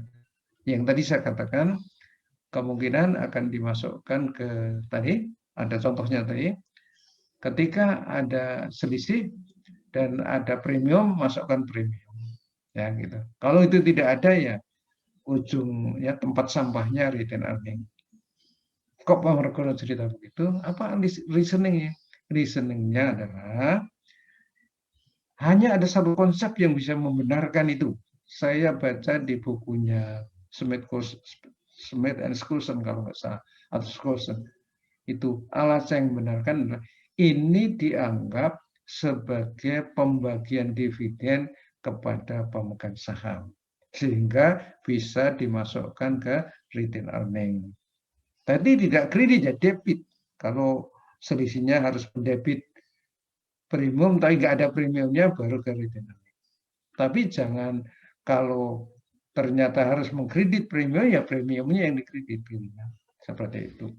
Ya, saya kira itu nanti manakala kurang jelas nanti Anda bisa diskusi. Ternyata setelah ini itu ada slide tambahan yang semuanya sudah saya jelaskan. Baik, saya kira itu. Jadi saya stop share dulu.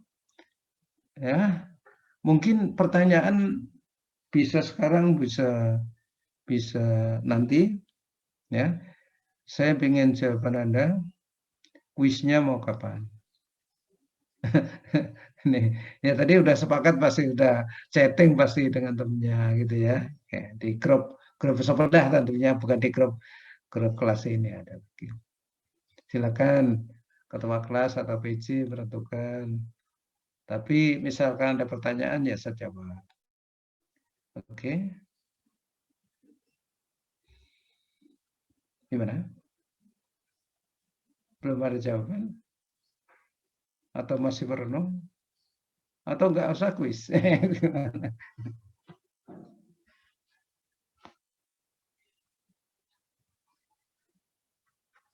belum diskusi ya? Oh ini udah berkurang lagi ya pesertanya. Naik turun ya.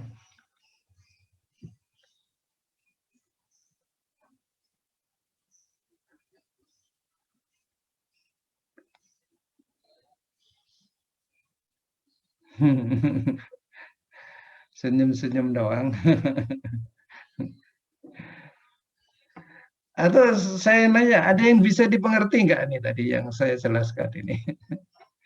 Lebih nggak mau jawab lagi ya, karena jaga image ya. Mau ngomong, udah bisa ngerti Pak. Nanti takut dikira sombong kan gitu ya. Kalau izin bertanya sedikit Pak. Boleh. Ayo, silakan. Yang mana? Sedikit saja Pak. Semakin banyak saham yang beredar, itu menciptakan harga pasar yang semakin tinggi atau semakin rendah Pak? Ya kemungkinan kalau semakin ditambah, kan berarti supply-nya nambah ya. Ya. Logika pakai itu logika itu. Jadi semakin banyak beredar, maka banyak saham yang ada sehingga kalau investornya permintaannya tidak seimbang, maka kemungkinan bisa menurunkan harga saham. Oleh karena itu tadi ini bisa dijadikan mekanisme ketika kita ingin harganya ini ya jadi rebutan gitu ya, kita beli aja kita beli aja. Terutama ketika harganya sedang turun kan gitu ya, sedang turun gitu ya. Kita beli aja. Nanti kan menjadi agak langka gitu loh, agak langka karena langka jadi rebutan para investor. Naik harganya lagi. Terima kasih Pak. Itu di samping mungkin ada faktor-faktor lain ya, bisa politis, bisa isu ini, isu itu juga berpengaruh. Tapi andai kata semua yang lain itu kita abaikan, itu kemungkinan akan seperti itu. Ya, itu jawaban saya ya. Nanti boleh dicari. Jadi untuk melihat pengaruh dari jumlah persen tentu yang lainnya diabaikan gitu ya. Kalau dalam penelitian itu kalau rumus matematik ya dinolkan itunya itu. Bisa dipahami nggak ya? Mudah-mudahan ya. Kok saya sendiri yang jawab ini. Iya, oke. Yang lain boleh. Bertanya, Ini, Pak, boleh, silakan. terkait dengan penerbitan saham di bawah nilai par tadi, berarti kita nantinya akan mendebit share premium ini ya, Pak? Kalau kalau di harga pasar tentu diskon, diskon, diskon. Bahasa Indonesia disagio, ya Di disagio. bawah nilai par, Pak. Iya, justru di nilai par kan nanti kasnya kan lebih kecil daripada nominal kan. Misalkan nominalnya 10, dijualnya 9. Berarti kan cashnya 9, ya, cashnya 9. Kemudian share capitalnya kan 10. Karena nominal dicatat, baru selisihnya masuk diskon. Ya, diskon. Dulu masuk diskon ya di buku-buku lama diskon, tapi banyak itu alasannya karena memang ada negara yang masih mengizinkan ini menjual di bawah pasar, gitu ya. Tetap di bawah nominal, sorry saya bicara di bawah nominal. Makanya dulu di buku-buku lama itu ada namanya diskon atau disagio, ya disagio. Oke, jadi ya disagio. Kenapa tidak dimasukkan ke premium? Karena begini, saham itu menjualnya itu ke bagi kelompok investor sendiri. Itu ya. Kalau dia jualnya di atas pasar ya masuk premium. Kalau yang kelompok investor satunya adalah di bawahnya ya dia diskon gitu ya. Sulit di ini ya, secara konsep nanti sulit untuk dikompensasi ya. Kenapa? Karena sekali lagi itu tadi nanti bisa berpengaruh terhadap liquidating dividend tadi. Ya, pembagian dividen liquidating itu baru tepat ketika dulu ada premium kan itu. Kalau dulunya diskon kan bagaimana mau dikasih dividen liquidating gitu ya.